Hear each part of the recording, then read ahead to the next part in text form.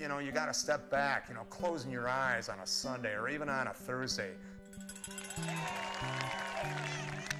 and just listening, and you hear this activity all around you, and that's magic.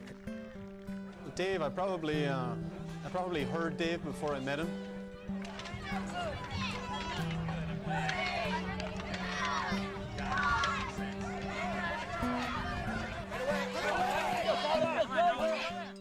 And maybe if there's a goal, it's, you know, on my end, it's always keeping some form of magic going in the club, you know, and hurling is magic, and just Americans playing is magic.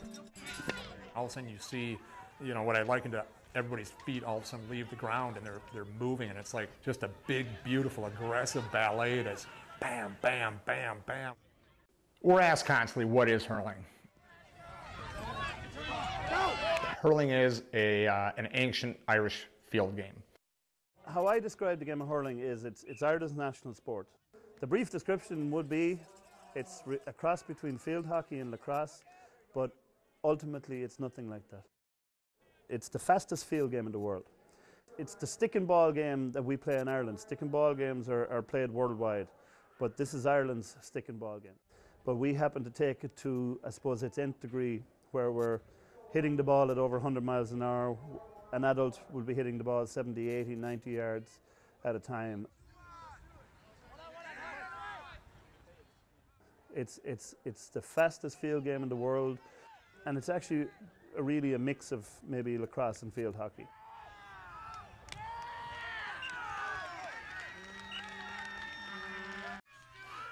It was organized back in, I believe, 1884, 1886 by Michael Cusack and a band of visionaries that wanted to organize the sport of Gaelic games and hurling in particular at that point. In the late 1800s, the Irish people, in a very, very small d democratic way, small r republican way, they came together and just very organically rose up, wanted to assert their independence, assert their rights as people, assert their freedom. And one of the ways of doing that was through sport. And out of that was born the GAA, out of that was born organized hurling as we know it today. But, you know, a lot of our Irish, or individuals of Irish descent, don't think about Irish sport. They feel that it's dance, music, and language, and they don't realize that, you know, one of the hardcore legs on the table of Ireland, you know, Irish culture is sport. This sport's history, it's very tied into, in a way, it is part political. It's a political sport. I think the Irish view of hurling is very parochial in the regard that no one else outside of this area can understand it or excel at it. Hurling's the mother's milk of game. And why didn't this take off? They want their homeboys playing, and they just don't want to share it. I was watching going, why am I so old and seeing that now? The greatest game I've ever seen. It was a rush of emotion. It's something they guard very jealously. Joe! Right here! No, look in the middle! My language, my sport. Get in there! I get multiple people every year, well, I'm not Irish. Look at them, neither have I. You know, this isn't about being Irish. It's not about being American. It's about a love of a game that needs to be promoted more, and that's part of our mission statement, is educating people about the game of hurling. The GA should have figured this out a long time ago. Here's the problem. They are the organization within the country. It's their sport. It's what they do. The problem is that there are a handful of clubs, namely Milwaukee, St. Louis, Indianapolis, that do it on a grassroots level here, growing the sport as it should be grown, that do it way better than they ever could. And I don't know why they don't support that. You look where they are now, but what happened to this hurling game? And it never got out. We are going to start driving this forward because this game deserves to be the greatest in the world. Are we stealing your heritage by playing hurling? The issue that hurling is having to kind of grow through in the United States really is this divide with old hurling, which has existed since the 30s, 40s, 50s in all the big cities, and this kind of new age hurling, which is developing in all the mid-sized cities and the smaller towns and anywhere you can think of. Yeah, I didn't know anything about it. I watched for 5 minutes and asked who I needed to sign up with, and they told me to go see the man with the ponytail. So, my name is Dave Olson. I'm from Milwaukee, Wisconsin. You want to do it again? Yeah. There we go. My name is Dave Olson. I'm from Milwaukee, Wisconsin. I play and help manage the Milwaukee Hurling Club. My technical title is Operations Coordinator, which is oversight over the act of hurling, refereeing, coaching, playing, breathing, sleeping, eating, anything to do with hurling and the action of hurling in Milwaukee.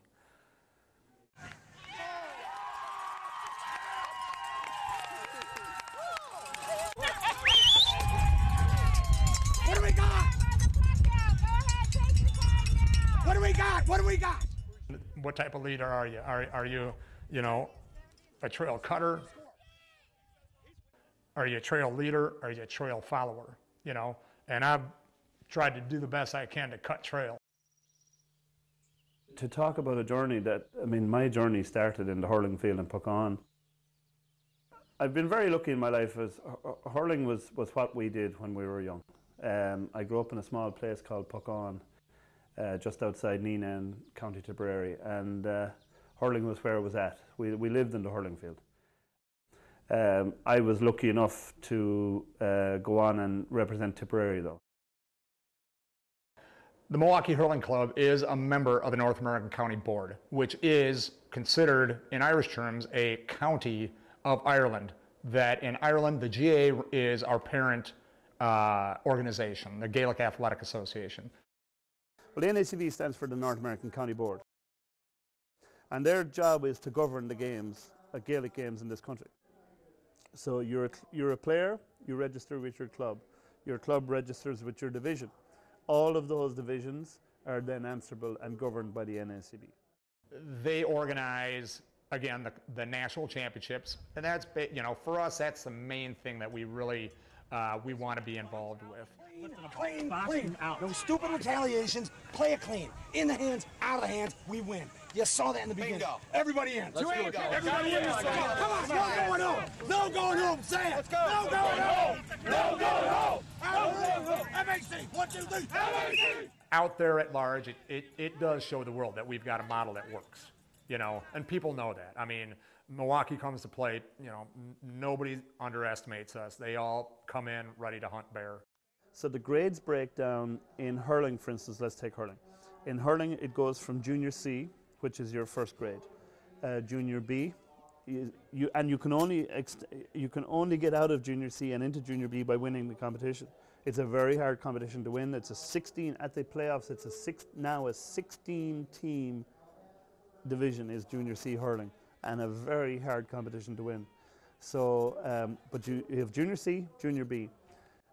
Traditionally, we would have a junior A, which were the bigger cities, San Francisco, Boston, Chicago. Milwaukee did progress themselves into junior A hurling, but that is junior A. And then you have senior hurling, which is the top grade here, and it's the top grade in Ireland as well.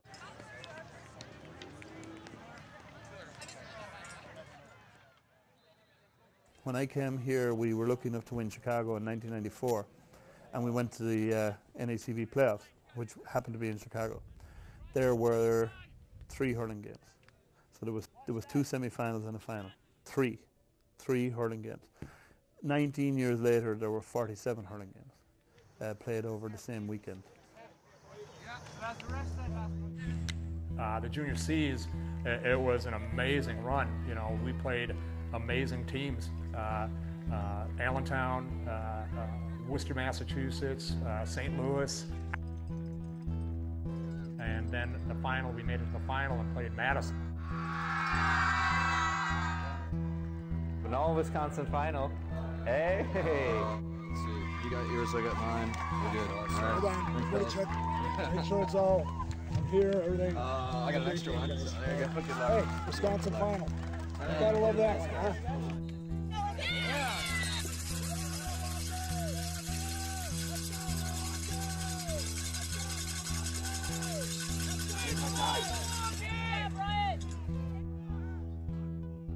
And they never stopped shouting and roaring for their club the whole way through the game. It was absolutely electric.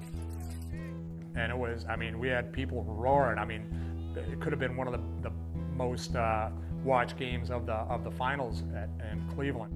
And they were cheering and shouting and singing, and everybody was into the game. And I remember saying to myself, this is exactly where it's at. This is what it should be.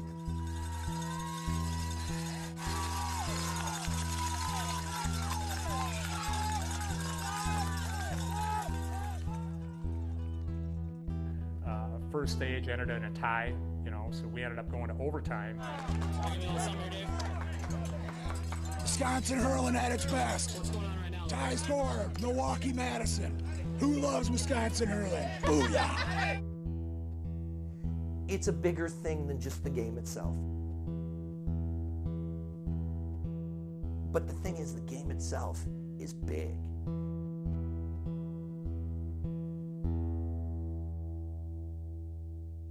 Over the bar! Over the bar! Over the bar!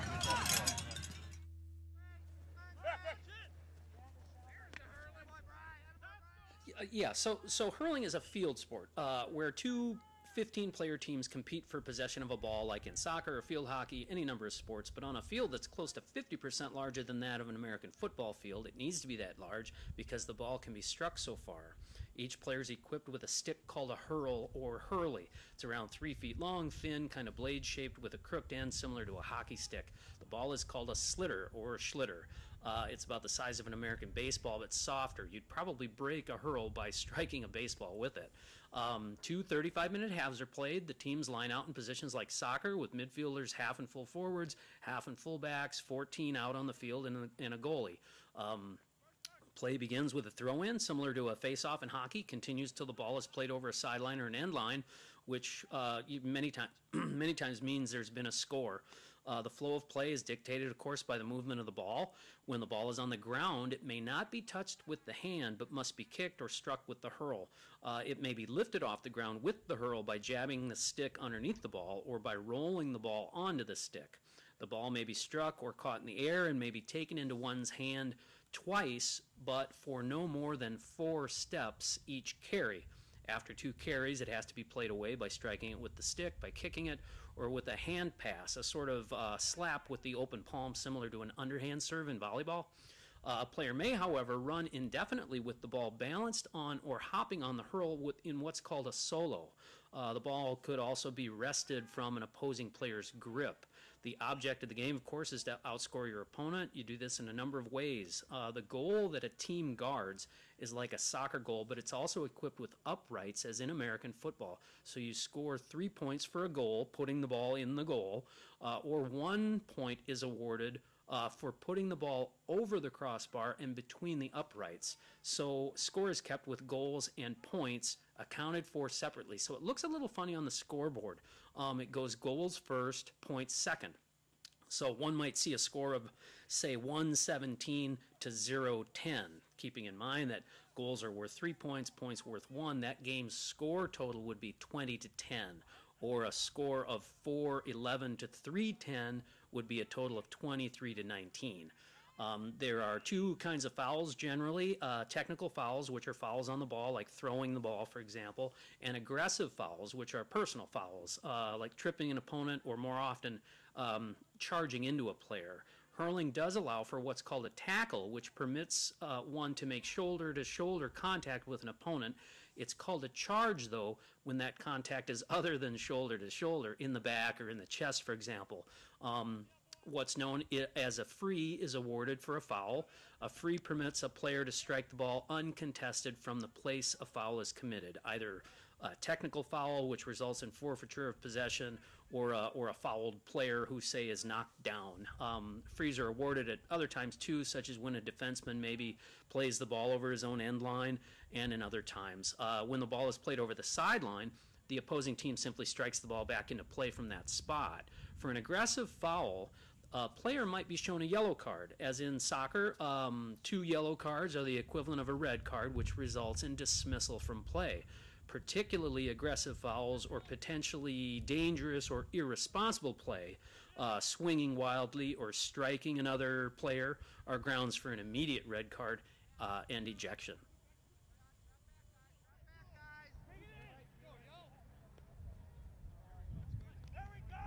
There really is no sport like hurling. It's so fast, so quick, so strong.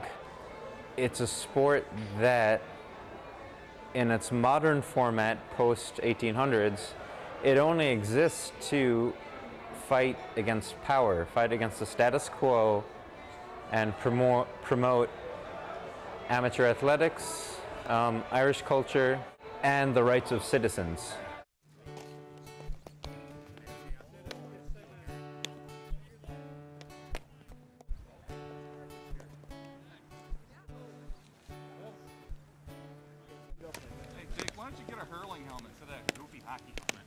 Cheap bastard.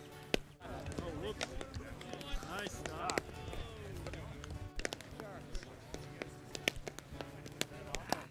All the way in, all the way in! So hurling really was this upshoot thing that was meant to fight dominant culture. How do we become more inclusive to all of these smaller cities, smaller clubs in larger cities?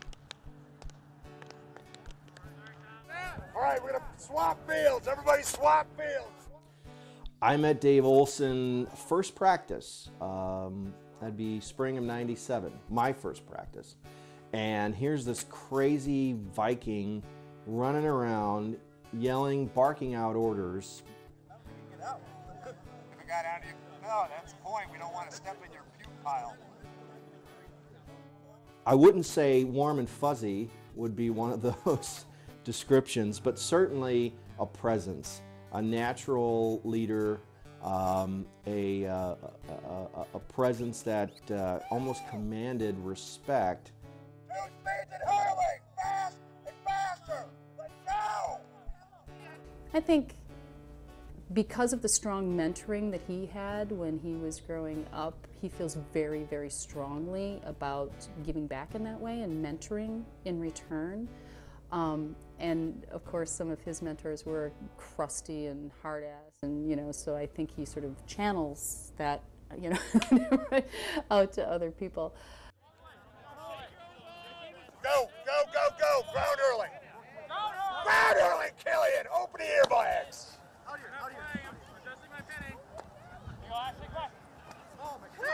Wow, we got some superstar ground hurling. Go! Come on! Get on it! Tim, one. Don't bunch up. There's 4 people on the same team. I'm outside. Dave's ripping out your soul. Wait. Center. Nice, so good. Dave is very frank and blunt, and I think it rubs some people the wrong way, but I think if you listen to what he has to say, he generally has some good ideas. Generally. Dave Olson's management style. Sledgehammer, steamroller meets high-grade explosives. As far as my management style, it's trying to encompass everything and anything that it takes to push us, mold us, bring us, advance us, drag us into success in the future. Actually, I think one of the worst things that we teach the rookies is when they do. He's the bully of the block, and that's his strength. I've met Dave Olson on several occasions, and He has a larger-than-life persona, and you know, it's kind of like meeting, you know, I don't know, an idol of sorts. You know, you're going to be able to go, hey. It's like a weird cult mentality in a way. If hurling wants to take root in the States and live forever, it's in those pub leagues and the junior hurling where we're going to see hurling take root and survive. Nice swing, attaboy. Kick, yo, step up and hit this one. Go ahead. Nice. Oh, what happened there? You need to have it in your heart, and if you got enough of it in your heart, you're going to do good. And that's the American spirit, and that's the Irish immigrant spirit here as well. In Chicago, if you want to talk hurling, Colm Egan is one of the guys to talk hurling about, and I'd say just about any club would regard him in very high standing. He's done a lot for the sport, and he continues to promote it. My name is Colm Egan, and I'm in Chicago actually 19 years this year. This is the 20th championship for my senior hurling club, which is the Chicago Cucullins. I came here as a player in 1994. I was 24 years of age, so I had a bit of experience at home before I got here. But my current role in the NACB is, while it's not an officer of the NACB, my role is the chairman of the Hurling Development Committee. Colm Egan, hard one to say. The model that the majority of the senior clubs base themselves on, it's a 100-year-old model. That model isn't going to change. Eventually, it may. Colm has an incredible amount of training. Colm is a very big proponent about senior hurling. I know Colm is heartstrong in that. My personal theory is that just because you can play the game and you can coach the game doesn't mean you can develop the game. And everybody knows it. You know, he and I are a little bit of oil and water. It's an interesting dynamic, Dave and myself. We just come from two very different places, and I've always had a huge admiration for Dave. It's just we never clicked personally at all. Because up until a few years ago, you really didn't have much more than the senior clubs. And then it's the past 10, 20 years where this kind of change has been happening, where junior sports has been becoming a major part of the game. We had a goal of 10 new clubs in 5 years. We got 15 new clubs in 4 years. So in 3 years, sorry, we're not quite 3 years yet. So that's excellent.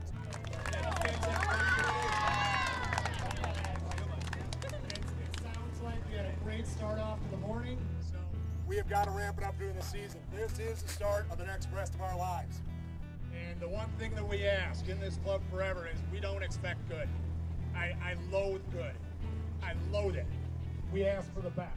I will give a shout out to the Central in that it does seem to be the epicenter of new hurling, of junior hurling. The best in the state, the best in the country, the best in the world. We've got Milwaukee leading the way for the last 15 years in junior hurling. Good is not good enough. Milwaukee has long been the standard bearer. You want to be like them. They grew fast, they grew big. They have great talent. They seem to be very sustainable. They have an exceptional program. Has an exceptional program, and the reason that program works is because of Dave Olson. The animal that we're building in the club, I mean this club, and I do refer to it as an animal. It's a living, breathing thing that is happy and it's sad and it's angry and it's mean and all this stuff. It has every characteristic of an individual, of a relationship, of a marriage, of a family unit, everything. Joe Gar, this is Dave Olson. Where are you? Because you're not at Naomi's right now. I know that for shit, sure. I have a lot of time for Dave, a lot of respect for the guy. He goes out on a limb sometimes, but people have to remember that everything Dave does, it's for the development of the game and the good of the game. And now we're about to do the whole walkout, and you're at home hangdogging, correct? Is your dad at home? He's like a shark in that regard. He's got to be moving forward, or he's not Dave Olson. You and I are going to have a real long head button talk when you get here. Understand? We will not go backwards, you know, and that is, you know, my heels are dug in. There's a lot of people in the club heels dug in, you know, and we want to bring, you know, our prime statement is, you know, furthering the sport in Milwaukee and outside of Milwaukee the best we can. But that's Dave. He is persistent. He is aggressive. He is going to make things happen, and you better get out of the way because when Dave gets his mind set to something, he's going to see it through to the end. Dave Olsen focused on his club, as he should, and he is still to this day running an exceptional club, and will do, I think, as long as that man is living and breathing. I think that he'll run an exceptional club. Just don't think he was terribly interested in working with other people. With regards to the North American County Board, he's been the face of American hurling for a long time, and for a while almost the exclusive person that the NACB looked to as far as how to manage this new group of clubs that were cropping up, much different from what they had been used to in the past with teams of expats playing each other. This game is so American, but we're trying to moderate, we're trying to find the middle ground between two cultures, two very strong-headed cultures. I think the largest battle, the largest issue that the North American hurling is going to have to deal with will be kind of bringing into the fold and creating an ecosystem that allows for every hurling club to exist, every hurling club to have a say, every hurling club to feel appreciated, and beyond that, every hurling club to find good talent and good competition.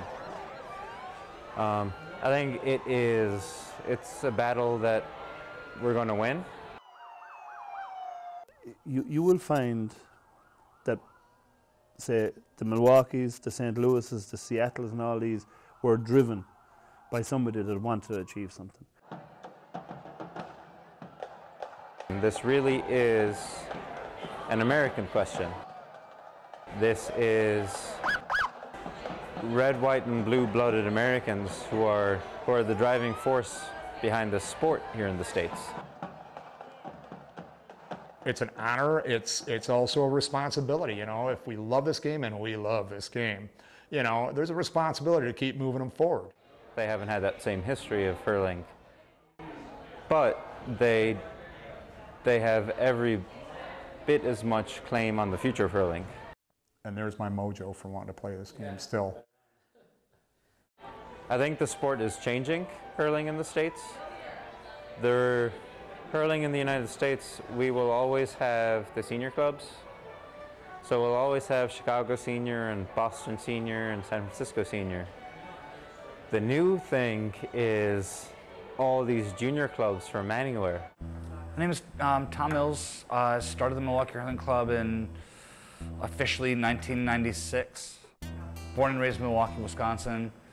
Got turned on to hurling I lived in Ireland for about a year in Galway County. I had to learn the sport because if I didn't, I would have been the loneliest person in the bar. And then just got back to Milwaukee, wanted to play hurling. I just wanted to play. So I joined a local group called Conor Gaeilge, Irish language speaking club in Milwaukee, and went to the founder and with an idea of trying to get a 20-person side to play hurling in Milwaukee. I was told that no one would show up. It's impossible. No one would be interested. Which is why the club's early t-shirts had the Gaelic phrase, "Is few agus is fedger" on the back. Is few agus is fedger, it's important and it's possible. We can do this. Well, I was just lucky enough to work at the Black Shamrock. Just asked them, hey, got this crazy idea. Do you mind if I put a poster up? Sign up here for Milwaukee Hurling Club. Basically, it built on the simple bar bravado of, this is a really rough sport, put your $5 in or you're pussy. Tommy in those early days, you know, he saw it, he had a dream, and it was a good dream. Because I was after Dave Olson for months. Corey Johnson, his wife, was a patron of Black Shamrock. My name is Corey Johnson. I am associated with the Milwaukee Hurling Club. I have been a member since the beginning, since the very first year. It really helps me to remember how long David and I have been together, because we've been together 1 year longer than the club. David was looking for something to do at that time. He was looking for something athletic, but he didn't want to play old man softball. And she and I tried to get him to play. No, I'm a baseball player. Because other than that, he was a hard nut to crack, man. He was not interested in hurling up until that point. And we're here about hurling, but baseball is what got me loving the sport of hurling. You know, small ball, stick. So baseball made me who I am today. And he had several professional major league tryouts, one of which I believe was with Kansas City. But for whatever reason, that didn't work out. I would have come across Dave a bit in the early times when he was talking about getting Milwaukee going. I had a fairly good feeling for, you know, organizing drills, organizing training, but even first year was feeling out, we were all feeling each other out. We didn't know what we were doing. We were still trying to learn what a club was. We were contacted by the GAA and their North American County Board representative more often to join the GAA, to join the NACBs. I negotiated an informal kind of pickup game between us and the Chicago team. They came down to play first, I would say maybe 96 or 97. Now, I wouldn't be perfectly sure on that, but they came down to play the Cucullins, and the truth was it was a mismatch, and it didn't happen again because it was ultimately that. They beat the crap out of us, but it was our first introduction to, okay, this is what's out there. Tom, his forte was in introducing people to the sport and really being an ambassador. Dave's forte was more of the organization and being an administrator. I'm Nick Ritz with the Milwaukee Hurling Club. It's going into my 13th season. I'm also the traveling team coordinator for the club. Dave likes to get as many pieces of input as he can from as many people as he can before he makes a decision on anything. I think Tommy enjoyed it, but I think there was aspects of it that I think really, you know, held him down. When I was running the club, I would call Dave a lot. His advice was spot on, smart dude, business-minded dude. We're kind of like a super tanker, you know, and when you want to make a turn with a super tanker, you got to start 10 miles ahead of the turn. I was done, just tired with being that person. I talked to Dave Olson to be more operations manager. That's when shit got business-like. Right off the bat, there was not going to be any screwing around. We want to be a viable entity. The explosion of American teams now, there's viable competition where in our day, you wanted to face a Chicago team, you're facing county players. Against us, there's no competition. They didn't even want to play us, because what's the point? Now there's a point.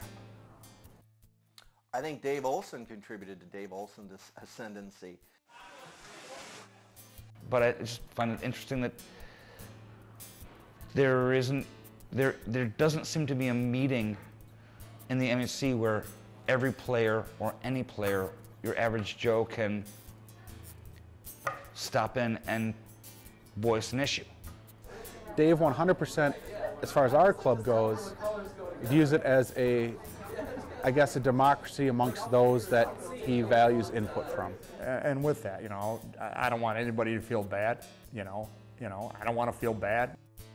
Mentor, teacher, builder, developer, enforcer, fighter, dreamer. You know, I've had to be defiant. I've had to be, you know, dreamy. You know, I've had to act on faith, and I've had to act on ferocity at times. You know, Tommy earned his right to take a breather. Sort of went from a democracy to a republic, if you will. You know, he founded and helped found an insane model to the world, and you know, we're the largest in the world outside of Ireland. You know, and he's got a huge legacy with it that we don't ever want him to forget, and hopefully he won't ever forget. I'm Matt Daly. I was born in Ireland, moved to the United States in 1994. When I was 18, a minor hurling club was just formed in Chicago, and that was my first hurling club in the States. And recently I moved up to Madison, where Madison has the hurling club in Madison, so I hurl with these guys now. Make sure he doesn't hold my arm again this time. So within Chicago, we saw that the senior clubs were usually afforded more of a voice than the junior clubs.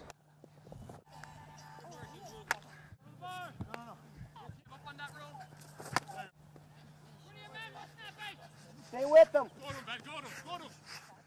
And every club, from the smallest to the largest, should have as much a say as anybody else.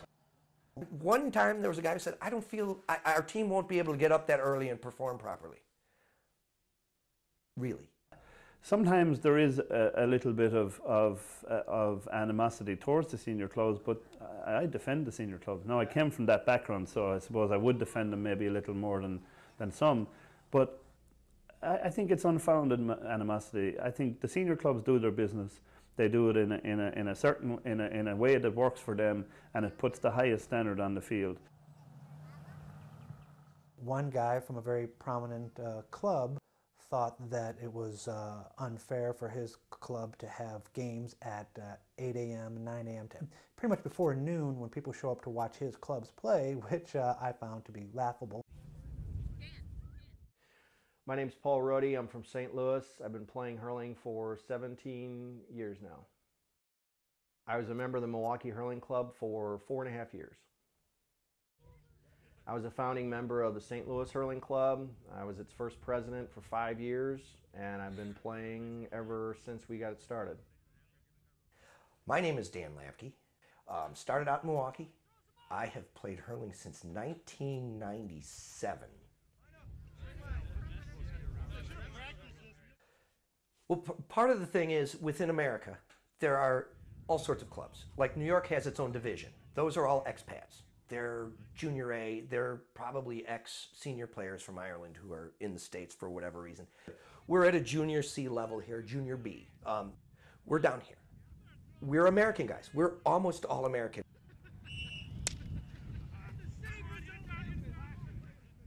Between the senior and junior clubs in Chicago, there is a healthy amount of support from the senior clubs. They recognize that American junior hurling, it's not quite the same. It's not as quick or as fast or as strong. It's getting there, but there's that divide between living it with it your whole life and living with it since you were 17 or 18. The senior clubs, the top level amateur teams in North America, are basically comprised of Irish. I mean, they need to be, their hunt is for top quality play. It would be probably very difficult for an American-born person to go in that club and make a significant impact, because it's usually people that come over from Ireland, and they want the world-class athlete representing their team. You know, and another thing, I admit, our hurling is not great. It's not meant to be great. I wouldn't expect anyone, you know, going to Ireland to start a baseball club to be any good in 3 years. Path to Elite Play is a model in Ireland, and it's basically in Ireland, the greatest players are what they want. They want to build the greatest games. And it's no different than for us in football, baseball, everything like that, where you hit a certain age and the top players start getting called out. And that's a training model. Let's just say junior C hurling is a waste of time. Well, at that point, you know, what isn't? Well, I mean, they'll go in, well, senior hurling and minor hurling and intermediate hurling isn't. Well, how the hell do you get somebody up to that level? What are they just popped out of an egg? Bullshit mentality. You know, if you were to take somebody from the 1920s and let's say you put them in time capsule, shoot them forward and show them the 2013 All-Ireland Championship, you know, he's going to sit there, you know, dumbstruck by what's happening, and you know that individual may go, that's not hurling. You know, if you're going to judge somebody, if you're going to judge a baby when they first started walking, you know, are you going to say you are going to be a klutz the rest of your life? I get asked an awful lot of times, or there would be comments about, sure, that's not hurling at all, or that's a poor standard. And do you know something? The truth is, that's not a fair comment. It is a standard. And there are grades for everybody. There's a junior C grade, there's a B and A and senior and so on. I think the NACB is going to increasingly have to deal with and incorporate the growth of American hurling. Path to elite play is great for looking good and looking sexy and having great games, but elite play won't pay the bills. Mass play pays the bills. As we gain more mass, or PMP, path to mass play, you know, that model will probably evolve, you know, when there is more confidence in the level of play that, you know, whether American-borns or Canadian-borns or the non-traditional, non-Irish-born players. But I think the responsibility is on the new players to get their skill levels up.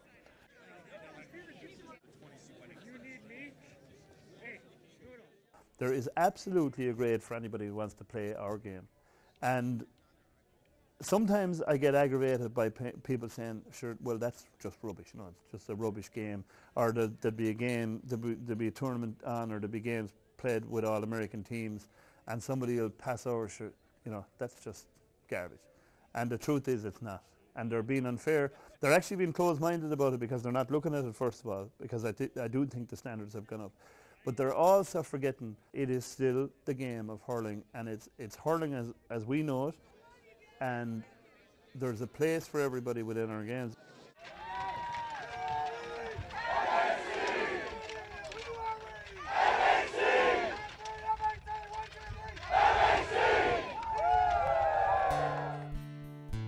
The state of hurling is that it's the fastest growing sport we have within the NACB. And I mean, that grows the NACB, it grows affiliations, it grows people going to the playoffs, it grows people going through the gate, it gets people buying merchandise, and it just grows the whole body of the NACB. And hurling is leading the way on that, and we're very proud of that. So it's a big thing, you know, and that's part of our opening day ceremony. We have our pipers pipe us all out. We have everybody paraded out on the field, where literally now it goes from end line to end line. We have our famous club photo that is getting bigger and bigger and bigger. That is PMP again in action. We have our opening day matches go off that day, and the season starts. More broadly, what I see changing with hurling in the States is the hurling community having to incorporate just the volume of clubs who exist now. What works for us might not work for Chicago. What works for Chicago might not work for St. Louis. What works for Chicago might not work for Boston, and vice versa. Even the Milwaukee model, let's call it, has been bantered about. It's not perfect for every city, but I think it's a damn good start if you're founding your club off of native-born players. Change it for your area. We run flat out from March 30th to the first week of September. During the course of the year, though, we have traveling team. We have a home and away with the Michael Cusick's in Chicago. We do the North Star tournament with Robert Emmett's. My name is Killian Condon, Chris, and I work with, or I play with the Twin Cities Robert Emmett's Hurling Club. We've been established for about 7 years now. I'm Brandon Selfi. I'm the GM of the Fox River Hurling Club in Appleton, Wisconsin. If you trace back your history to a lot of hurling clubs in our area, and in fact other places of the country too, you'll find that somewhere along the line someone has a connection with Milwaukee Hurling Club, and so do we. Really, you know, it's about a nationwide and a worldwide hurling community at the end of the day, and we want to be part of that. My name is Jerry McDonough, and I am with the St. Louis Gaelic Athletic Club. The history of the St. Louis Gaelic Athletic Club starts with the three guys that came down from the Milwaukee Club. We followed the Milwaukee model because there was no other model available for non-expats. The fall of 2003, they got a three-team league together and we're playing, and from there, 2004, we ended up winning the Junior C title, which was a big accomplishment in our first full year as a club. They have a guy, whoever their nearest guy is, get up next to him and put a body on him. There are various tournaments, especially run by a lot of the Junior C clubs now. We run our own tournament every July. A lot of the clubs, the American clubs, if we can refer to them as that now, are running their own tournaments because there is a lot of interest within the community, the Irish community, and just the community at large. That's people rolling up their sleeves in these cities and just getting it done. I'm Angie Wall. I started playing hurling in St. Louis. John Watson. Started hurling with St. Louis in 2007, I think. And about a year ago moved to Nashville, Tennessee. This last April 20th, was our first day out, and we're now at our first tournament. Can we start it out? Please. All right. I'm Brad Forster with KCGAC, Kansas City Gaelic Club. I've been involved with them for 1 year. Name's Chad Griffin. I'm with the Kansas City Gaelic Athletic Club, KCGAC for short. I've been involved with the club for 5 years now. We're a 6-year-old club almost. This is Chad Griffin and Brad Forster from the Kansas City Gaelic Athletic Club. We become family through the sports, and we become friends, and the sports are only on the field, but the people you meet who play the sports is what makes the sports fun. We met through the St. Louis Club in 2007 when I first started playing. Angie was my captain my first year, and before too long she became my full-time captain, and we were married in June of 2010. But we just played our first competitive hurling match as Tennessee an hour ago, and it was great. Colin Egan, who's the hurling development director, reached out to us right away when we started the club and said, "What can I do for you? I can't do much. There's not much I can do, but if there's something I can do, I want to do it." We're a small club, so we kind of get pushed to the back to where you kind of get forgotten on the background, and it gets frustrating. I wish the national board would really kind of look at Consider everyone. Yeah, equally. The North American County Board has gotten a lot better at supporting growth in American hurling. That has been good, because I thought we might really run into distractions with getting support from the North American County Board.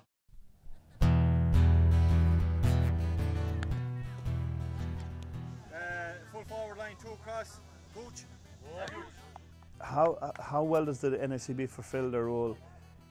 If there is a problem with any entity like the NICB, and this is very true of divisional boards in Ireland or anywhere else, I suppose the tribalism comes into it. Now, is there anything wrong with being a little parochial? No. I mean, I think you should look after your own, and your own will usually help you locally. But many times we don't always put the best person in the best position. And then sometimes as a result they fail, and they fail us nationally or collectively as opposed to failing us locally. You know, I think really the impetus is on the club to get in contact with these people and not just wait to them to come to you. I met with Colm Egan today, the development officer for the Midwest region here, and Colm's offered to come down to Minneapolis and to work with us and to have workshops and trainings. I'm here today in a capacity where I'm reffing, but I'm also helping maybe with some national support for tournaments like this. But here, you know, we've gone after the NACB and have really come back with options for us, and they want to work with us and, you know, help the other clubs that have just founded. My name is Matthew Schwertfeger. I am currently the chairman of the Chicago Michael Cusack Hurling Club. The Cusacks were founded in 2008. I've been hurling since 2005. I think the Cusacks' place in Chicago is kind of that stepping stone between the youth and going higher up in the adult teams. 2006, 2007, there was a good number of youth players, and as those players got older, they didn't really have a place to play. They may not have been able to play with the seniors at the time, and so there was about 20 or so players who said, well, let's start a lower grade team, and that's essentially how the Cusacks came about. But it's funny you bring up the Michael Cusacks now. Obviously, I'm very close to Michael Cusacks because I'm here in Chicago. But they're hurting, and one of the reasons I think they're hurting is within the city of Chicago they don't have anybody to play. The Indies, the St. Louis's, the Seattles, the Allentowns of this world are really getting there and improving all the time. And they're improving really because they've followed a lot of what Milwaukee were doing, in that, call them city leagues or pub leagues or whatever, different towns put different names on them. Pub league is just, it's a demeaning phrase. For me, I mean, that is venom to me.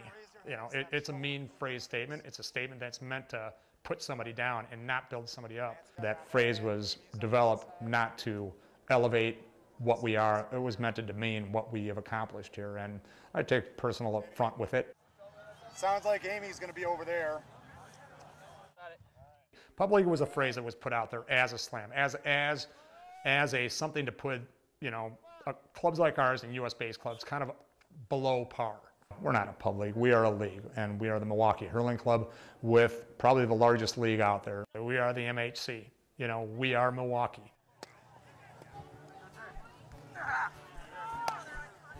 The pub league wouldn't be my word now. I'd try and call it a city league as much as I can.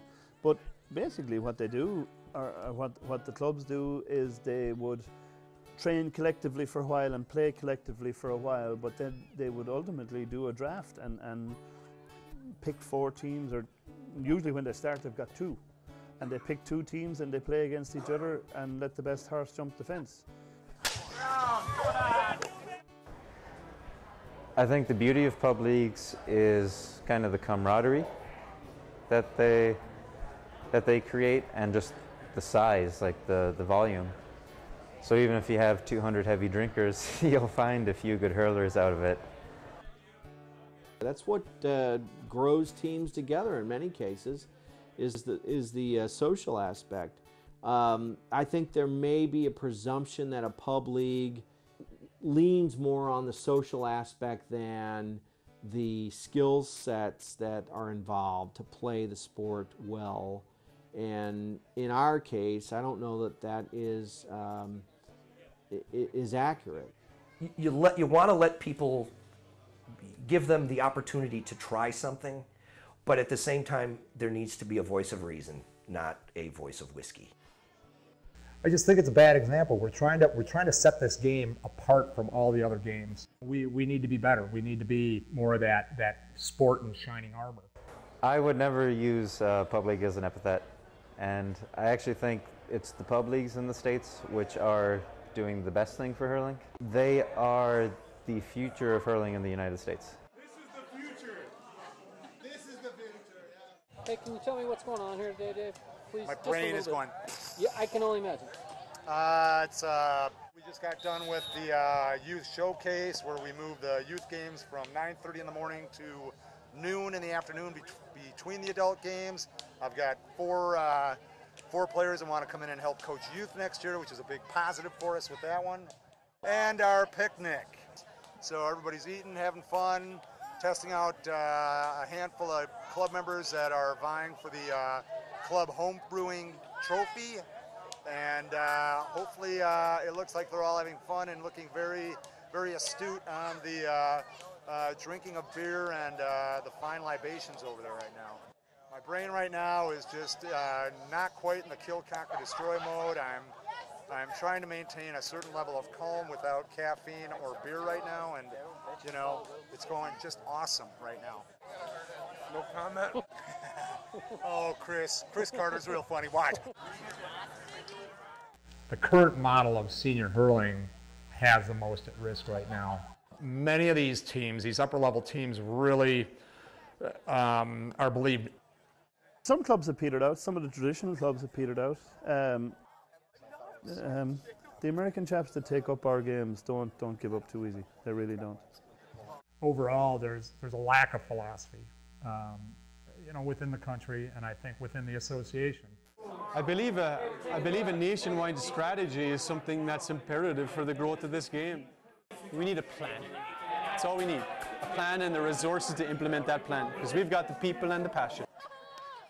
There really is an mission statement. That should be done. What is our national philosophy? How to implement a dream, you know? You have to have a strong leader, which always helps. Obviously, you have to have good husbandry. You have to have husbandry with your money. You have to plan for the future. And that future is careering towards self-sufficiency. The senior model will eventually have to be addressed. The senior model, I suppose, it is a flawed model in that you have your home-based lads, and if they're not there, well, you certainly are importing your team. I do agree there is a flaw to it, but there is going to be a crossroads at some point. There's going to have to be a strong look at that model. Milwaukee needs to be self-sufficient, you know, that the greatest treasure will be the self-sufficiency. And, you know, overall as a country, we need to do that. The absolute ideal model to get hurling is to play games.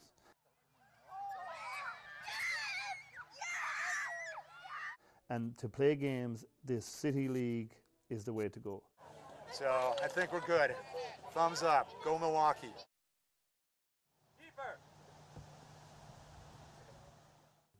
Pretty quickly, some of us ascended the ranks, and it was very clear that the NACB didn't have a means to measure the difference between those levels.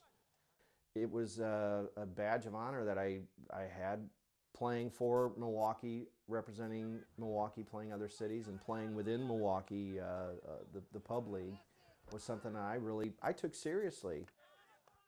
You asked a good question how the NACB evaluates talent. We had no one evaluating us.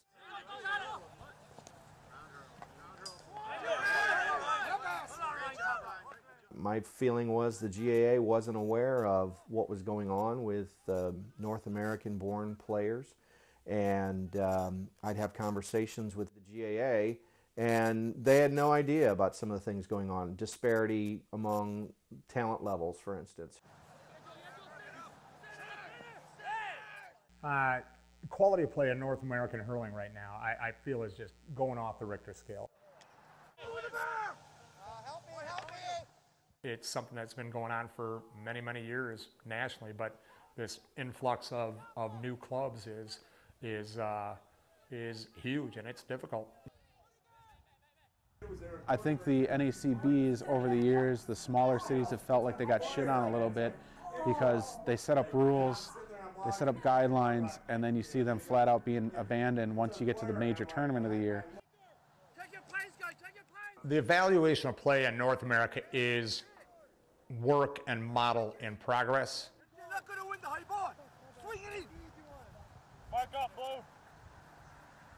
What's happening currently, unfortunately, is you've got senior hurlers from Ireland coming to either the United States or Canada and playing at a junior level.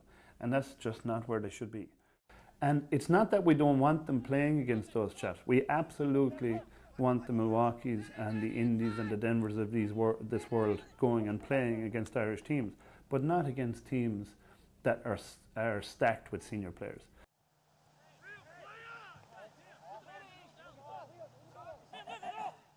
When it comes to junior B, junior C hurling and the allowance of upper level Irish-born players come in and play, there's a lot of controversy with that.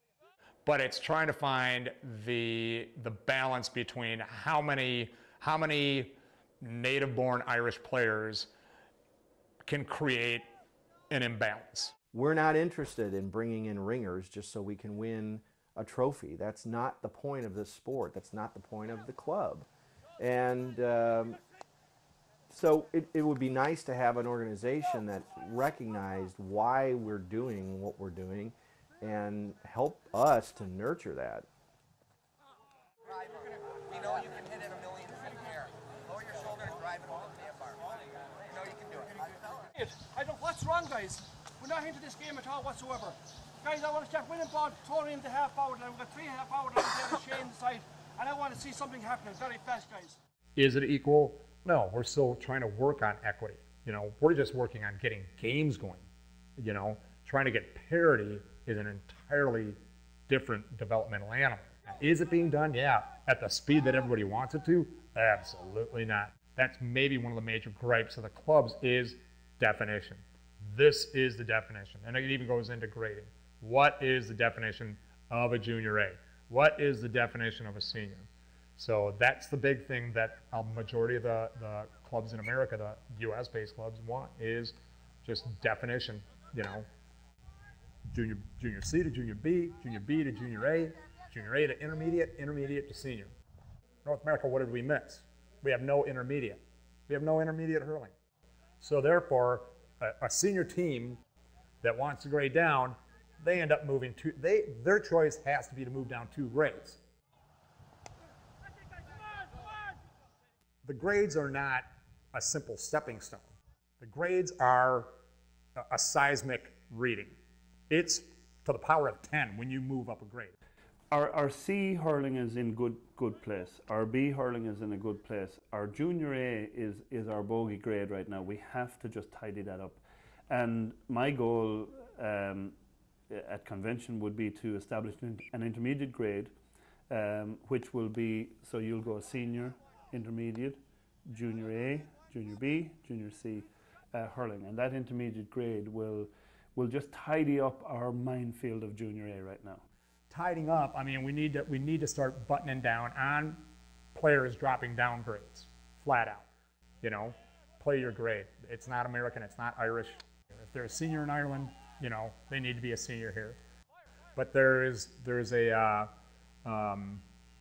intellectual quality of play that's starting to happen out there that really is exciting to see and exciting to be a part of. So I think it's really setting us up for an amazing future as far as upper levels of play in North America.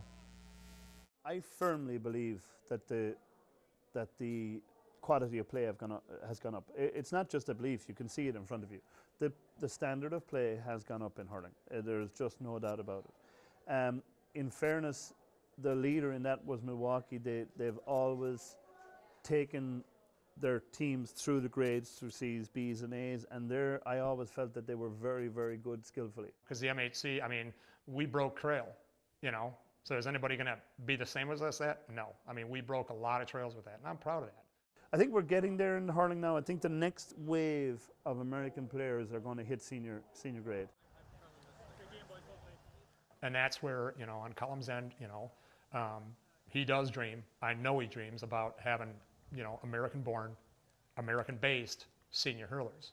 It's those next evolutions of how you mix the next forever. You know, that is going to be a tough one.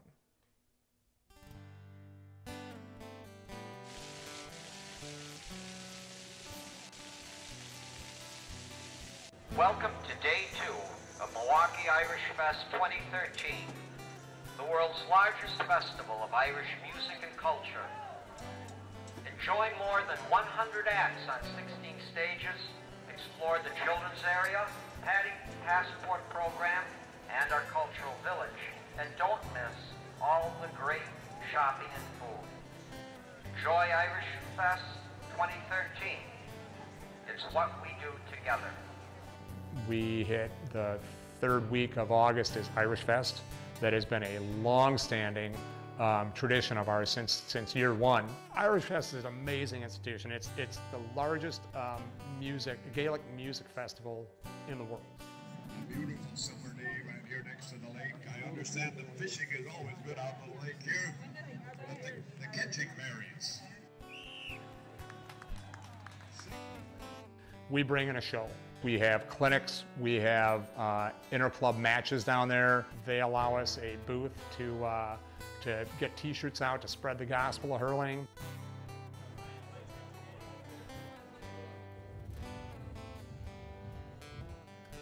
We brought in a stick cutter where Irish Fest helps fund bringing an Irish stick cutter in. Philip Doyle has been coming in for the past, I don't know how many years. We bring in ash that we harvest around the city of Milwaukee that between the city helping out, we get the county parks helping out. Match the curve of the grain in the wood with the curve of the hurley stick. If you do that, the hurley stick will have some great strength.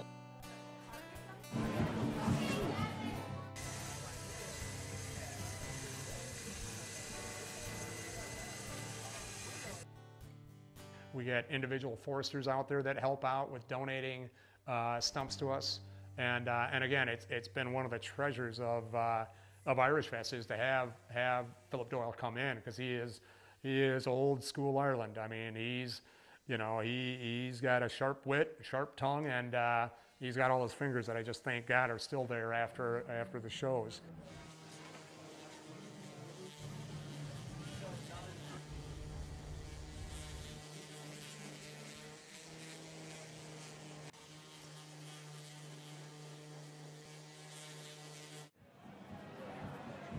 I was made in America.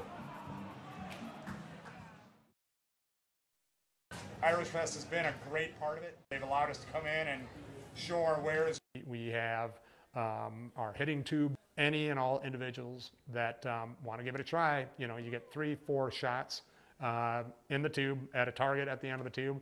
Public relations, it's great. I mean, people are learning more and more, and even after 18 years, a lot of people still don't realize the game is here in America.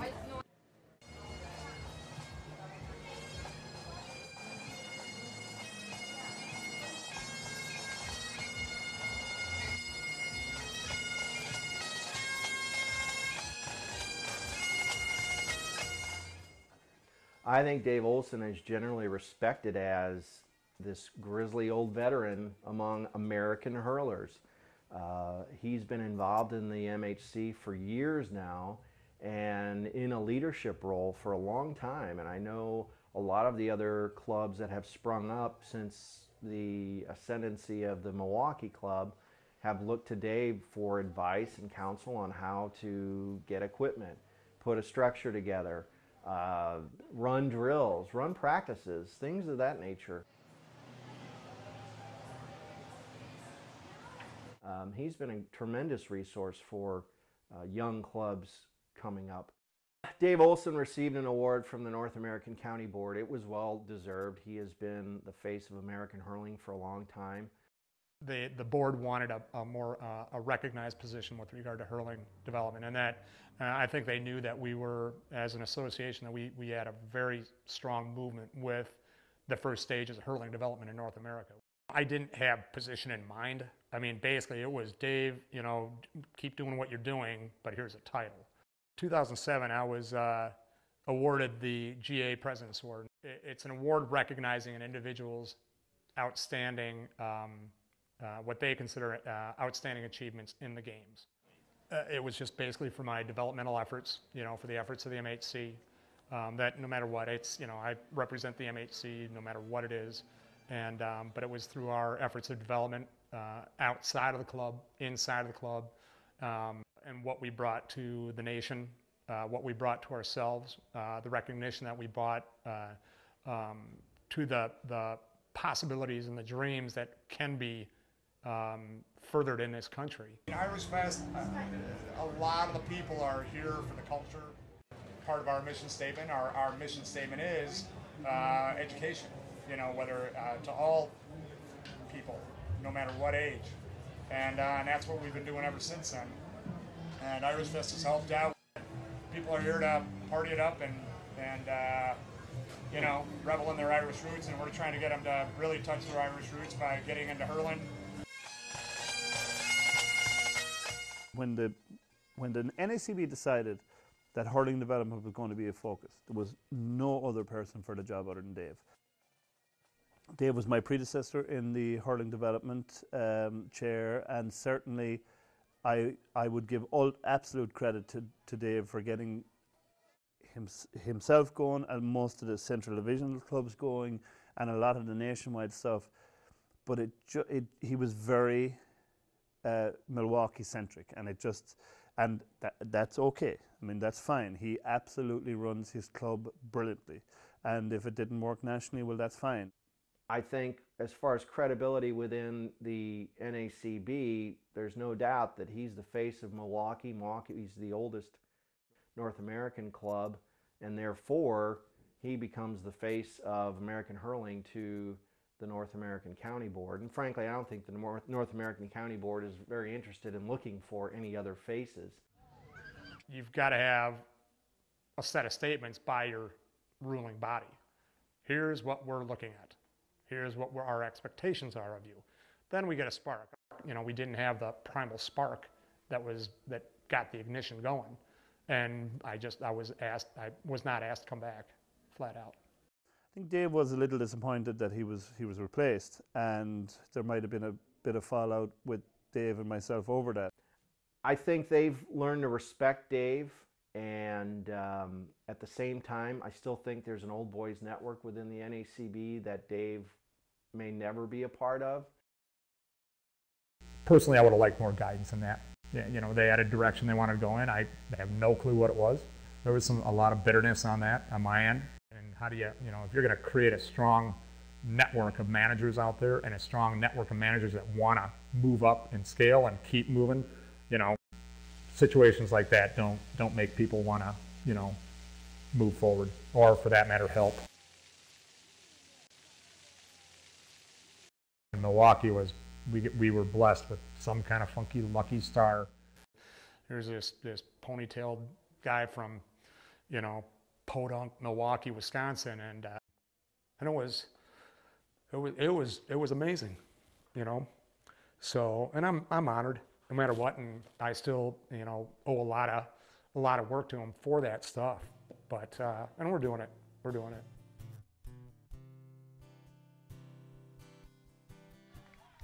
We have not modeled our program on anything having to do with the NACB or the NAGAA. The model that they have does not make sense for us for a lot of different reasons. How do you move forward physically and skill-wise without losing that, well, as Dave would say, that kumbaya feeling, you know, because that's important. That's one of the unsung ingredients to our success all the way across the board, is that feeling that when people come, they belong to something.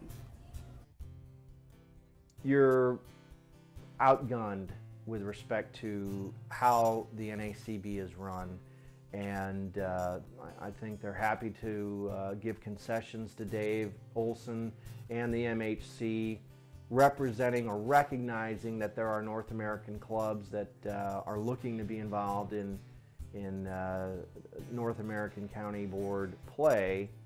But I don't know that there's an interest within the NACB, a legitimate interest to help grow the sport among American-born players. Playing a game like hurling forced me to step out of my comfort zone. What I suspected about myself but never really believed about myself was that I was an athlete. I think my biggest criticism of the NACB is just a lack of interest in the growth of North American clubs. Dave gave in an interview to the Irish Independent. It was an unfortunate heading, Irish imports bring drink and violence. That one pisses me off. You know, that one got revved up. And again, Cullum helped charge that up.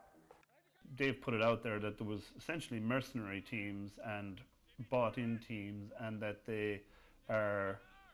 he addressed that they were very dangerous play on the field, that it was a win-at-all-cost mentality, and that there was essentially like barbarism on the field of play at senior level because of the mercenary nature. There were two articles. There was the Hurling Messiah article. You know, Ireland loved it. You know, the country loved it. You know, it helped put us on the map, is what I've been told.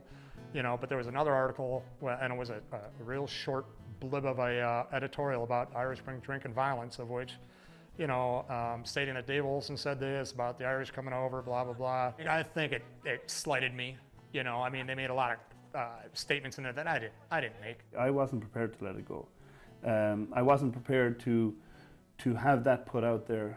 And I took it personally in that our club would have been tattooed with it. Our club, the Cucullins, would have been tattooed with it no more than the rest of the clubs would have been. At the time, I asked Dave in public forum to address it, and he chose not to. You know, Cullum called me out in the middle of a North American elections, you know, asking for an apology. And I'm not apologizing for something I didn't do. But Egan was told that first conversation, I didn't say this shit, you know. And you know, whether he wants to take it or not, it's up to him. Dave was directly quoted in that article with relation to senior hurling, and I just didn't think it was fair, and I thought it was complete misportrayal of it, and I addressed it. He had a goal in mind that he wanted, and that was hurling development officer. You know, I think he's always had a contention as far as my positioning. No, I know for sure that's not the case. He didn't get assassinated by me. Essentially, the committee, because it's not a one-man show, the committee wasn't functioning, and that's why he was removed. Yeah. They were all removed, not just Dave. They were all removed.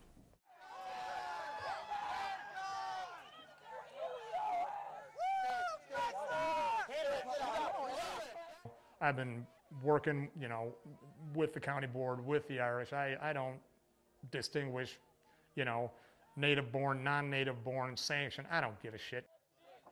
You know, if I didn't like the Irish, I sure as shit wouldn't be playing this game, or I wouldn't be participating with them, you know, or trying to help or otherwise. And he's still down. Bad. Who's down? Is there some bruising? Sure. You know, did it cost me anything? No. You know, I mean, you know, as development officer, I had a great tenure.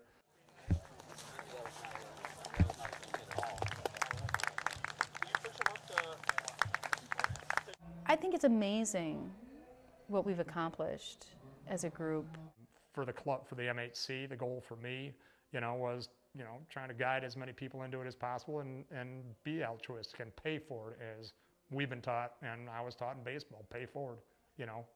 And I think that when we get disappointed or hung up or frustrated or feel like we're pushing a boulder uphill, we have to remember how far we've come and how much we really have accomplished, and be proud of that. Is there more possibilities on the national scale? You know, I've got people asking me about that, you know, when I'm going to come back to that front.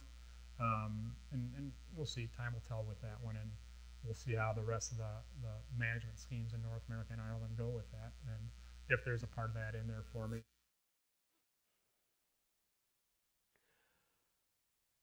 Early on, I think the North American County Board didn't know quite what to make of Dave Olson, and they realized that they'd better figure it out quickly. Thoughts about the season? We had a great season. I mean, no matter overall, it was a good season. It was a good competitive season. We kicked it up another notch with skill levels out in the middle of the field, getting the grand and glorious phrase of there's only two speeds in hurling, fast and faster, moving better. Copyright Dave Olson. Thank you. I think the NACB's focus has largely been larger cities. I think that is just an outgrowth of what the Gaelic community used to be. The MHC is special in so many ways. We've tried to move ourselves as an example, you know, and a positive example. We've promoted family from the get-go. I think we're at kind of an interesting watershed where American hurling is growing larger than its Irish counterpart, which was always kind of what the GAA was in the United States. With or without the association, we are playing hurling. We get done with Irish Fest, we move right into our club championships the next week, which is the culmination of the whole year. The sidelines are lined up with pop-ups and barbecues and the teams coming in.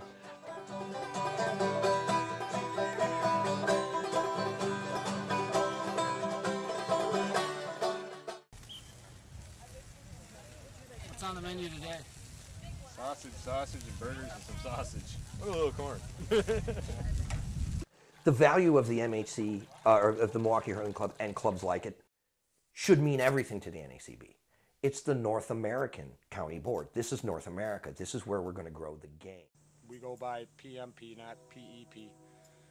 Path to mass play. And it's great for us to see how Ireland is accepting what we're doing, appreciative of what we're doing, and becoming very understanding of the model and understanding how the model actually helps generate hurling, drive hurling forward, and now it's an accepted model, the Milwaukee model out there, and it's being accepted by more and more clubs. And Tommy Mills was huge. I was in a bar in the west coast of County Clare, is in Doolin, and some old guy turned, okay, well, you know, hurling, man, he goes, you know, yeah, I used to like hurling, I don't anymore. I couldn't believe it. I'm like, oh, dude, this is one of the greatest sports ever. How can you not like hurling? You know, back in the day, the lads used to smoke and drink and, you know, pints and whiskeys, and it's all athletics now. The magic's gone. The magic's gone. It's sport now. It's not magic anymore. And that's why I didn't like hurling anymore. The magic was gone. Wow, you just blew my mind, you know? Wow, perhaps there's a lot more magic to the sport than athletics. Or a good mix, I don't know. But yeah, the magic's gone. Wow. That's one of the arms of our model. So it's a jam-packed day, resulting in the awarding of the Mills Cup, which we've had since the second year of the first official club championship.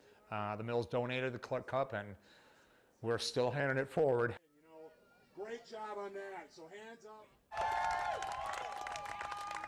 Boston, Tony, come on up here, boys.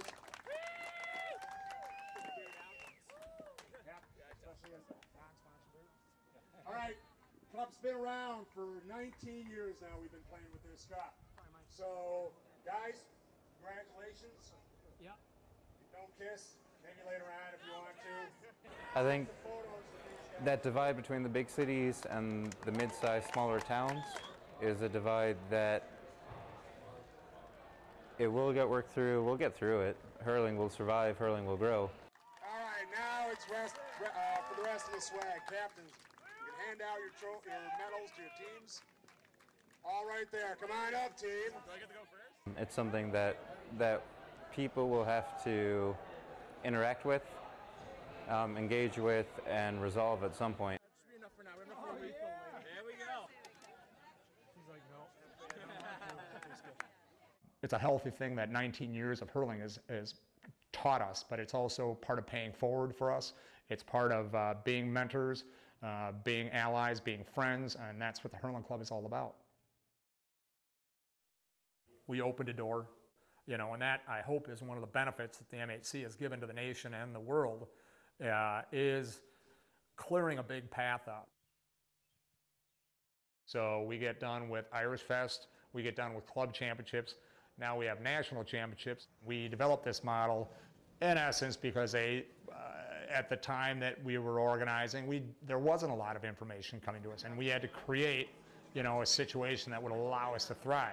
You know, the senior clubs here, they don't have communities behind them. They have Irish who are coming in maybe for the summers and being ingrained there, but a good club is something that's sustainable, it's got a legacy, and is invested in its people as much as its people are invested in it as a community resource.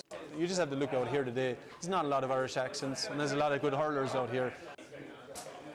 In October of 2010, we set out short-term goals. We had 15 short-term goals, and we've actually hit 14 of our 15. So while we can set out goals, the people on the ground have to do them, the foot soldiers, and they are definitely getting them done. The currency for all of us is hurling.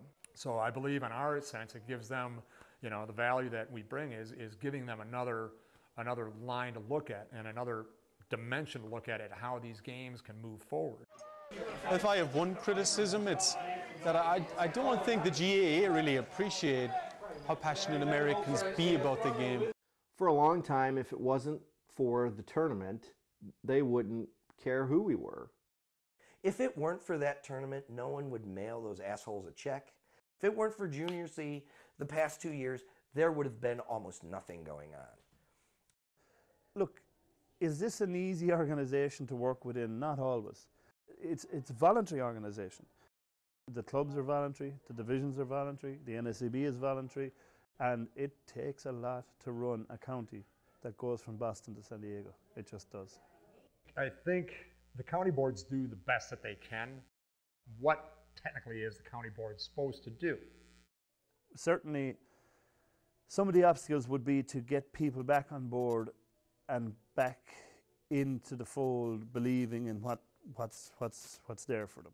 Yeah, it's kind of like that enemy that is becoming your friend. Almost. But we're still going to have this fight because it somehow helps. I'm overzealous about it at times. Give me a break with that. And so now people know we'll be able to play other clubs that are of similar talent level. I believe in the GAA. I believe in the North American League. I believe that the whole future of this game depends on all of us working together. 1, 2, 3, MHC. 1, 2, 3, MHC. Let it roll, guys. Junior C-wise, I believe we've had Junior Cs probably for the past 8 years. We've been hunting for this panel for a while. Madison on 3. 1, 2, 3. Madison! The final, we made it to the final and played Madison, and the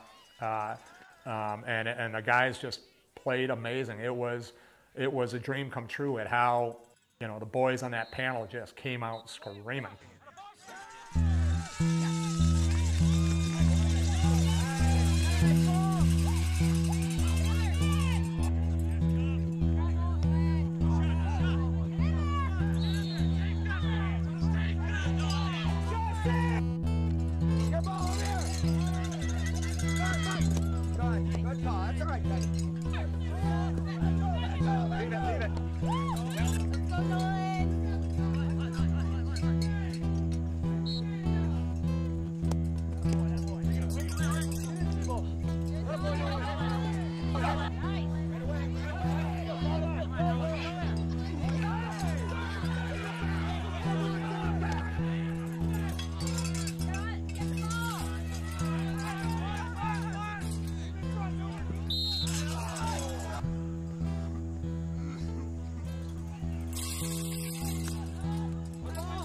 Find the man! Find the man! Johnny, focus on the ball! Focus on the ball! Ryan Brown, get up! Behind you, Ryan!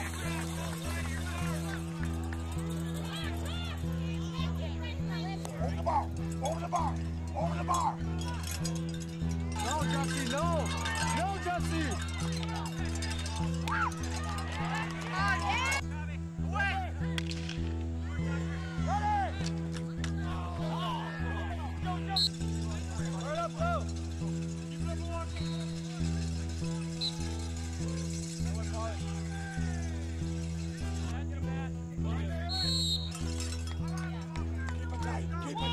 tight, play tight.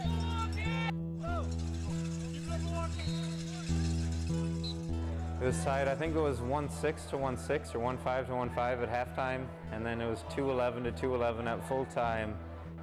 And that scoreboard is just etched in my mind. Championship game, and you end in a tiebreaker and go into overtime. As a developer, that's exactly what you want a championship to be. Guys, listen, Brian.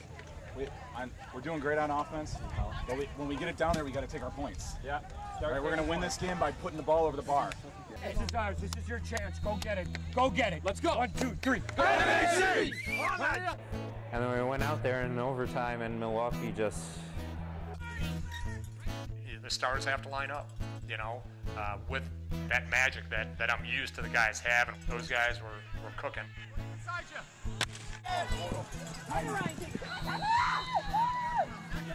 Blue! Blue!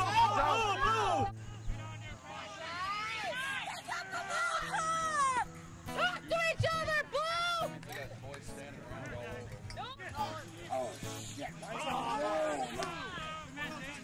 That's yours, AJ! Come on, AJ. In your hand, AJ. AJ. No! No! Number 14!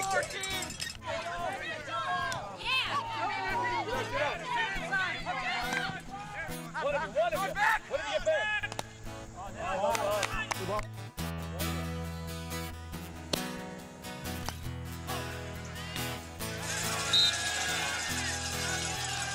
That's good defense, man. Let's go. Pull it down. Hey, get shot. No harm.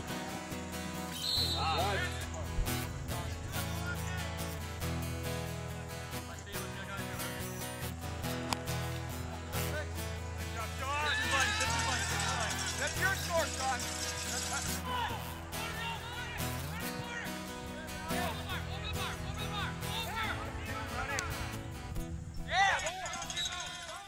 We came up short. They stepped on us, and that was all she wrote. And we took it in overtime.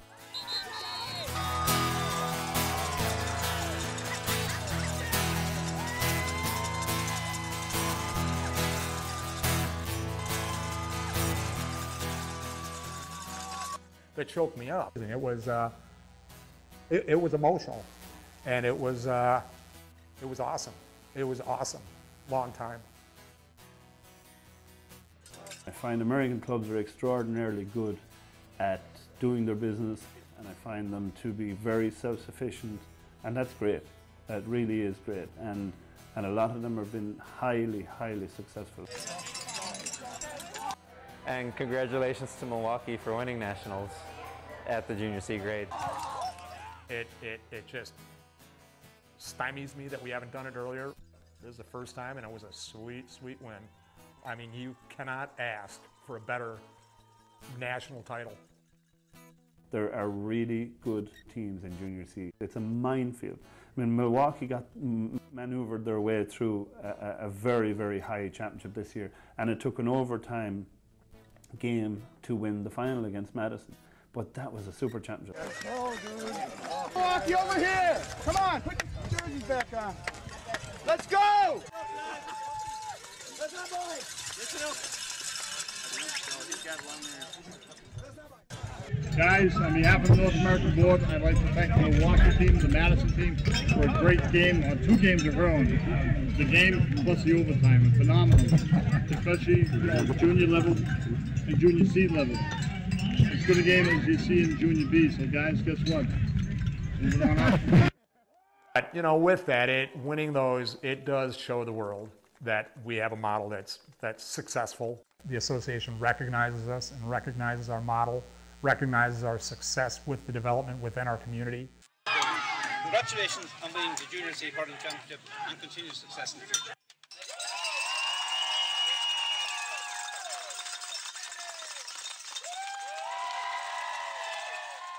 As far as what we've done, we've earned our merit out there as far as what we've developed, and they know that our model can and does win. Nobody's ever going to take that away, And it's something unique. It makes them special throughout the sporting world, especially in America. And again, we either all win together or we all lose together. All right. Okay, like one lap. The real pride comes with the community. That for me is true success in a club. That glue in the club. You know, it's showing that the club is together. It's showing that the club has longevity. It's been a fun ride, you know, and I'm not done riding it yet. There's a lot of fun things with regard to that. I just like people, you know, everybody to understand, you know, the club's, you know, it's a family, it's an organism, and we worked our asses off for going on to 19 years now to make it a community, you know, and a community that people can come into and be safe to experiment with a new sport. You're naturally drawn when you see this game and you hear the ash clashing together and people running around small ball. There were miracles. I mean, there were miracles upon miracles about these paths we were cutting. Awesome. Play hurling. You're tough. I knew absolutely nothing about the game of hurling before 1996. I just had no knowledge or drive to go experiment again. But it's inside me, you know, I mean, it's in our heart, you know, and it's still in my heart. I mean, overall, I am constantly amazed at the club, you know, where, I mean, it's sideline to sideline, end line to end line, and then you can hear, I mean, the crowd is just, wow, and it's going, I mean, that, you know, a lot of the major cities would love to have that sound every Sunday. The club has granted me an incredible amount of leeway on a lot of things, you know, and a lot of trust. I mean, everything about the MHC is family, everything. Build a family and you're going to build your future right there. You build a community, which I think is the ground force of hurling in America. It's a community thing. If you'd told me 18 years ago that a Milwaukee Hurling Club would have been this big, I would have laughed you out of the bar.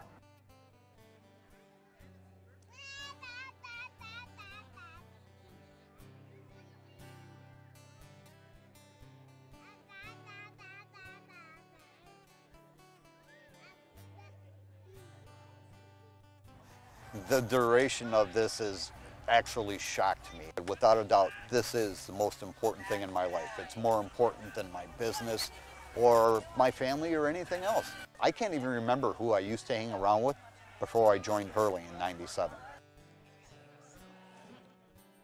This has lasted longer than anything in my life, period. We're at 10 years in St. Louis. They're at 17 in Milwaukee. We're starting to be old timers in America. That is kick-ass. This is MHC and hurling and Gaelic sport in the United States has outstripped my imagination. It's not easy doing this stuff in the beginning. And Tommy had that tenacity to hold on. He had that ability to recognize people that could be leaders, you know, and Tommy hung on. Lasting impact, I mean, everything is about immortality for clubs. My dream, my goal is forever.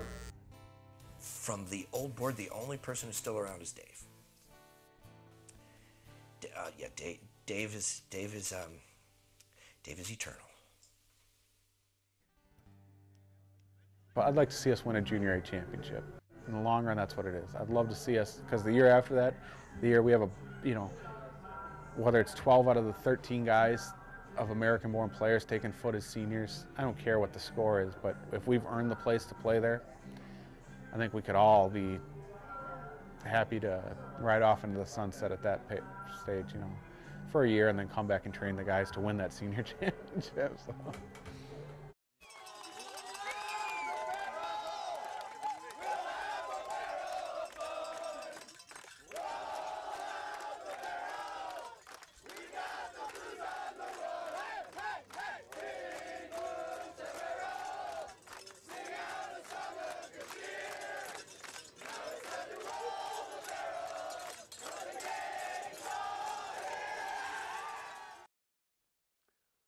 What I value most about my MHC experience is it was a time in my life where I was looking for something. I didn't know what it was, and it happened to be this crazy sport.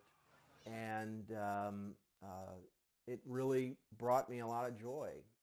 What I've always loved about hurling was taking the field, but also I used to love the camaraderie with the lads you'd play with, and I think like being with lads that you've tried to do the same thing with is very important, and you're usually all rowing in the same direction, and that bond and that camaraderie I think is replicated nowhere else in your life. Just further onto that, there's absolutely something I would like to put on the record. There's no bigger supporter or no bigger admirer of Dave Olsen than I, and I've always tried to portray that. I'm sure that Dave will get a giggle when he hears that. I guess we butt heads a little bit. We're two different people, but my hand is always out to Dave. Now, I've shaken his hand, I've spoken to him, and I always have spoken to him. I do not agree with this Irish versus American thing. You know, I view this thing as moving forward and looking at people going, you know, let's mend this shit. Overall impact, I just hope everybody realizes, you know, that we're not enemies. Unfortunately, Dave and I, for some reason, it didn't click. But hurling was here a long time before Dave and I, and it'll be here a long time after. And if we can contribute to it in the middle and be gatekeepers of this game of ours and hand it on to the next group, well then that will be a success. And you know, maybe that will happen, so that'll be good. It's universal. You know, the Irish don't have some special talent at hating one another or loving one another. The U.S. doesn't have some special talent for that. We play sports and we go from there. You know, we don't want to start a war, you know, but let's be allies at the end of this thing for the general cause. Dave, God bless him, did it for years, has done it for years, and probably will continue to do it and be one of the faces of the Milwaukee Hurling Club for years to come. I'm good with myself. Ireland's good with me. The association is good with me. Management at all levels is good with me. My club is good with me. My friends, Irish born and non-Irish born, are good for me, and that's all that matters. I think being involved in St. Louis hurling has made me a better father. It's made me a better friend. It's made me a better spouse. That's another big source of pride for me. The fact that on my end I've been able to play with my family, my wife, my kids. I appreciate the strength that I think my family has shown. The Milwaukee Hurling Club has shaped my family. My family has shaped the club. I value my wife, you know, relationship with my wife. I mean, we've worked our asses off.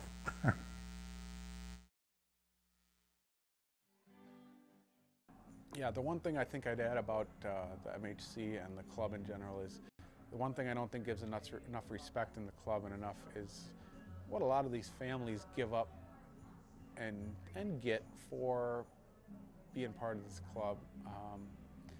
A lot of families that give up their entire Sunday for many, many years to take part in this club, and a lot of wives and husbands that put up with many Sundays of, you know, maybe not doing what the other spouse would like to do, but in the long run, you make some pretty incredible connections and relationships and triumphs and tragedies, from kids being born to people dying. I mean, it's all there, and the more people you got to celebrate with and to lean on when those things happen, the better. And I think the MHC probably does that better than anyone, because there's nothing like it. There's nothing like hurling, truly. There's always possibilities. Hurling can be a sport that you can play, that you can enjoy, and you can, you know, eventually say, "Hey, I'm too old for this," instead of someone saying you're not good enough. I value that I have a hurling experience, but this hurling is so much fun. It's the game. Everybody loves to play. Nobody picks up a stick and goes, no, I don't like it. Oh, this is silly. No prior experience is needed. And that's the one thing I have to tell people all the time. You've never played? Great, come along. The future of hurling in the USA is, I think, a future of growth, and it is a future of America. It's going to be an American sport, driven by Americans, and the driving force is going to be Americans and junior hurling. Everybody's welcome, invited, and equal. It's very American in that sense. It's our entire ethos. It's including everybody. It's the big melting pot, you know. Basically, in a nutshell, the MHC model. And again, it's big. A lot of people don't realize it. A lot of people, it's so big that people can't even see it surrounding them. It was an eye-opener in that just the microcosm of what the club was this whole big, it was a bigger thing within itself than it appeared to be. You know, one of my favorite things is, you know, when everything's going, once it's all organized, and to be able just to stop for 10 seconds, close my eyes, and then listen. And you listen to the activity. It's all around you.